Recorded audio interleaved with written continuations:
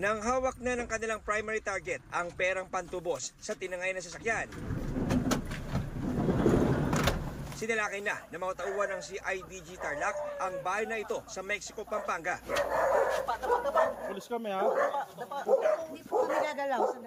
3 suspect ang arestado, kabilang ang babaeng tumanggap ng pera. Miyembro umano sila ng grupong Rent Tangay Sangla Tubos Scheme. Paliwanag sa iyo yung mga karapatan mo, no? Alam ko naman po. Pati informan. Lumapit po yung biktima sa CIDG at naghihingi ng assistance regarding sa pagkawala ng kanyang kotse na nirantahan and seemingly isinangla sa isang casino financer. Pinapatubos na nila sa halagang 108,000. Ang pagpapatubos na yon ay may kasamang pagbabanta na pag hindi tinubos ay hindi na marirecover ng may-ari yung kanyang sasakyan. Ikaw ay may karapatan manahimik at magpasawalang hibo. Ang mastermind ng grupo na may warrant of arrest sa kahintulad na krimen, naaresto naman sa isang bus terminal sa Cubao. Naharap sa reklamong robbery with extortion at carnapping ang mga inaresto. Paalala ng CIDG.